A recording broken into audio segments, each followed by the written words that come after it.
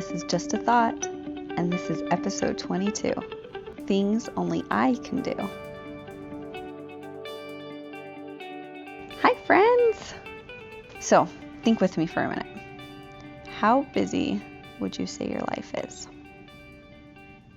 If your time was money, do you have it budgeted and prioritized? Or do you just kind of go along and see what happens? Do you ever feel like you're just running behind life, always trying to catch up? I had this thought that I had nothing going on for a really long time, and I really believed it. I was a stay-at-home mom, and my day was mine to make what I would with it.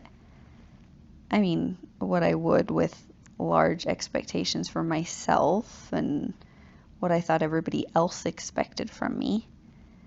And I didn't really have an intentional time budget plan. I wasn't quite sure what my priorities were. I knew I needed to eat food and help my girls with school, feed them too. Obviously, there were things to clean and dishes to wash, but overall, if someone asked me to watch their child or give them a ride or meet them at the park, I could do that, right? I mean, I had nothing going on. I had all the time in the world. Or did I? I observed this thought for the first time 3 years ago when I was talking to a friend. We were trying to plan a time when we would get together, and my thought that I completely believed came out on cue. You tell me what time works for you and I'll make it work. You're probably more busy than I am. I'm flexible. I don't have anything going on. But she had a different thought than me, and I'm so grateful she shared it with me and planted a new thought in my brain. She said kindly, but you do have a routine and a rhythm to your day. What time will fit into your routine and not take away from your other responsibilities? Honestly, at first I was a little bugged. What made her question my busyness? I prided myself on not being busy so that I could do all of the things. But the seed had been planted and that new thought started to grow. I started noticing that although I really did believe I had nothing going on, I did have a lot that I wanted done every day and every week. And not only that, I noticed that this conflicting thing would happen.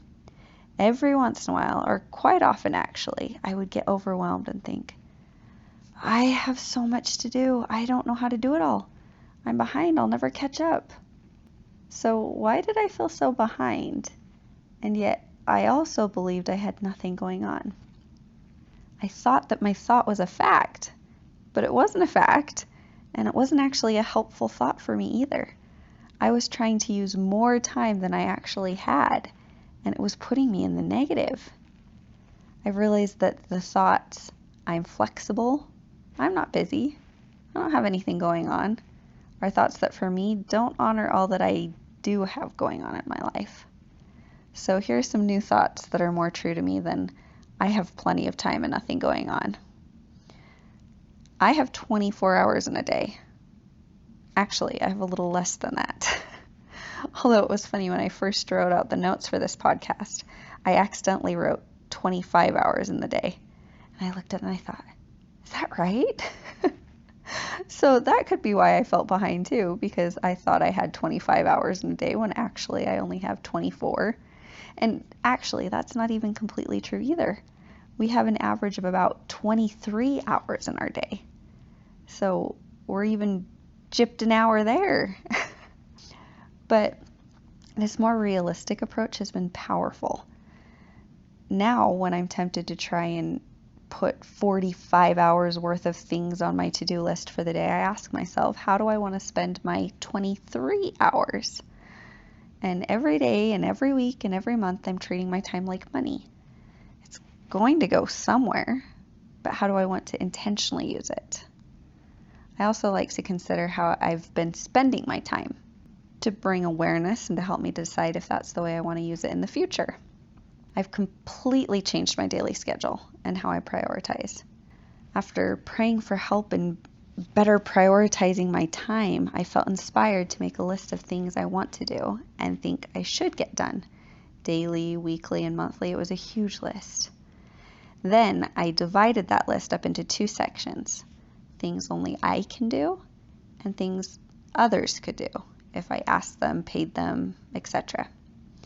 And then I made a list on my schedule of things I choose to do rather than hiring or asking someone else to do it for me. And I wrote the things that made sense for me to do that are useful, like cooking, doing laundry, helping my girls with school, cleaning, etc. I could and do sometimes hire out these things, but I often get a lot of joy out of doing them myself.